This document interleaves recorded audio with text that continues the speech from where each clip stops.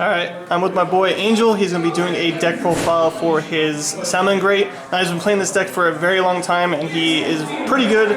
I don't know how to compare him against other Salamangreat players, but he has played the deck so long, he really knows his stuff. So go ahead and take it away. Hi guys. So I'm playing Salamangreat's deck's pretty good. I think it categorized at least like a tier 2 deck.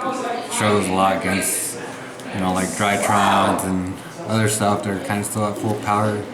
So, but we'll just get into it right now.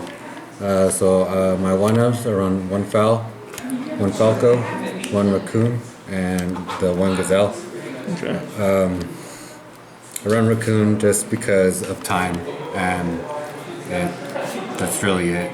And then Fowl's just the extra extender. Is the Raccoon pretty normal in the Salamangreat deck, or is that kind of a tech that you chose? Yeah, no, it's more of a tech. I know a lot of people just want the extender plays, but like sometimes it really comes down to that grindy match. Okay. Which is what Salads do best. So that's the one-ups. Next, Flame Buffalo. Way better than Debug.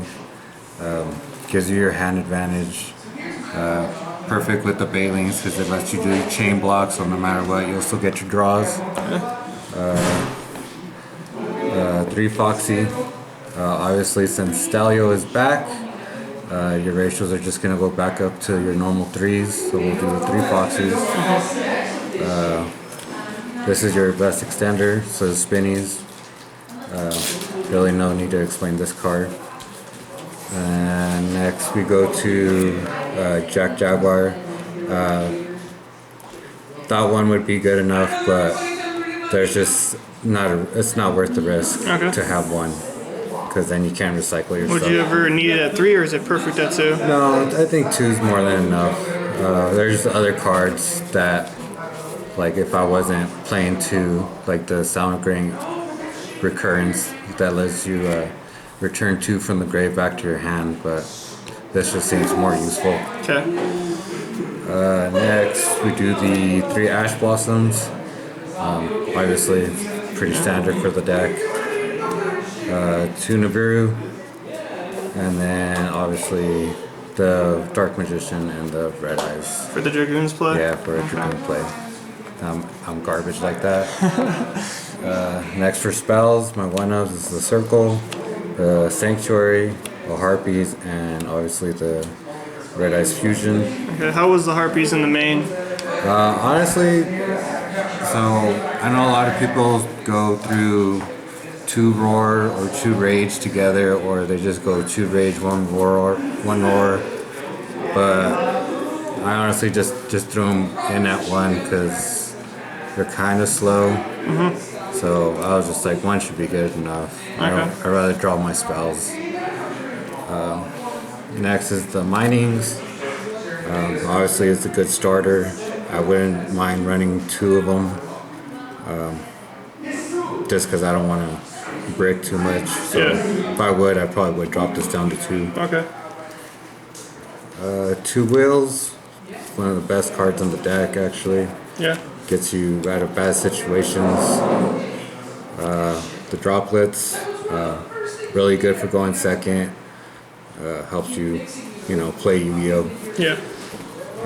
If I didn't have these, I would main the... Did you ever miss the 3rd one? No, I had 3, but I'm trying to make room for the Cross-Out Designator, and I'd probably only run that at 2 as well.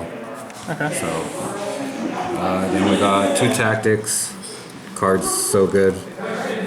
I do side it out a lot on certain decks, but overall it puts in the work. 2 Imperms. I did have 3, but like I said, I'm gonna make room for the Cross-Out Designator, so that's why I'm running only 2. And I'm assuming you never really missed the 3rd Imperm?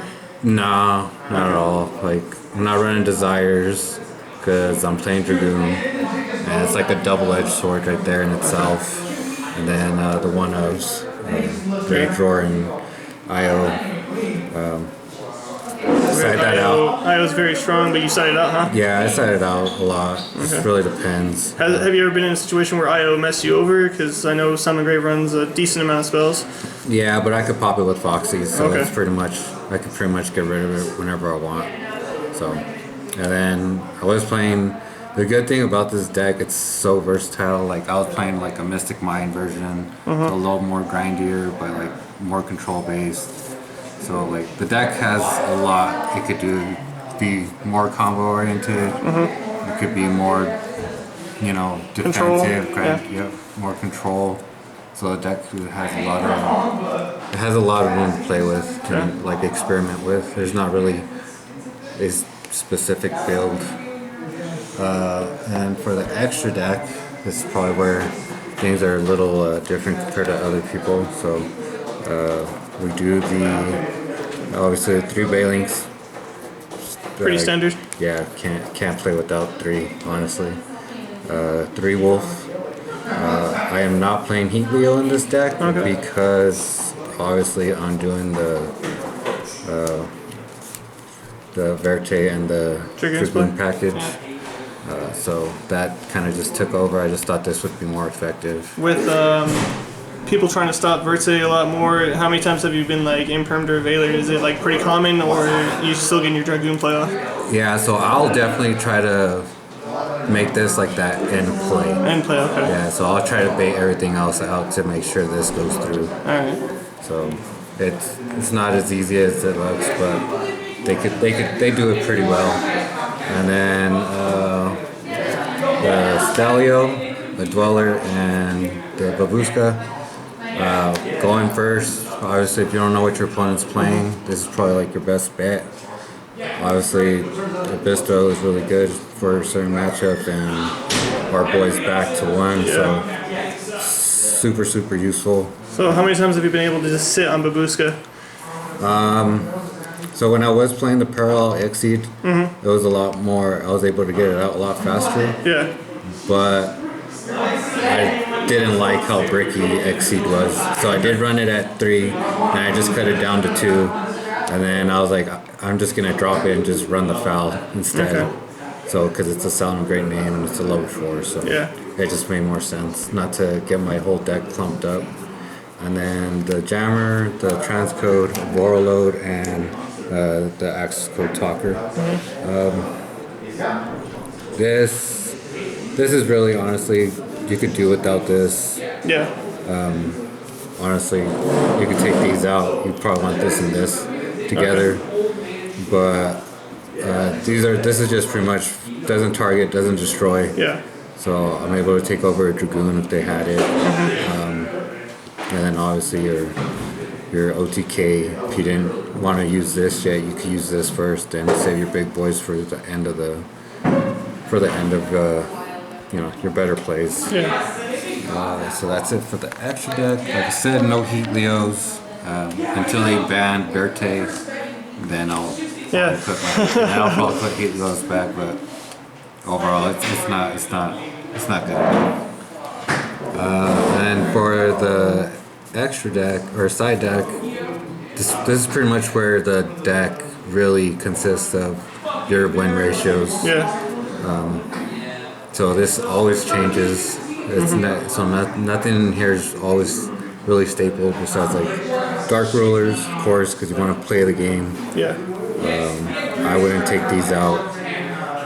Lancias, like I said, it really depends on the meta. Yeah. But Tri-Brigades are still really good, even though they lost a couple stuff. But And even that could even hurt Virtual a little bit, not allowing them to banish their spells and traps and everything like that. So right. That's a good point.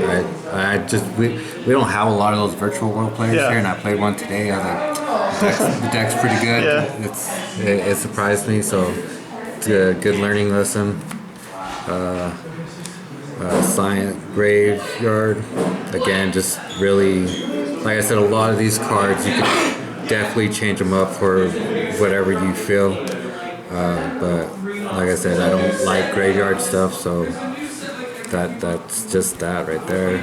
And then the back row destruction, obviously, we'll go to Lightning Storms and Evenlies. Obviously, this is going second. Yeah. 2 drolls. Again, really depends on the meta and your locals or whatever. But overall, didn't really play this that much, so it's still useful to have. And then Prankotops, because it's fucking Prankotops and it's good. And then 2 Lava Golems. Alright. So Pretty cool. No, why no Kaijus over Lava Golem over the Kaijus? because overall they're gonna have more than 1 monster, Okay. and they can't. It's an inherent summon, so it's the same thing as the Kaiju. Alright. And yeah, that's pretty much it. I do swap this out for the Nibiru's a lot Okay. if I'm going second. Well, yeah, thanks for the deck profile, and hope you guys do enjoy it, and see you guys later. Thanks, guys.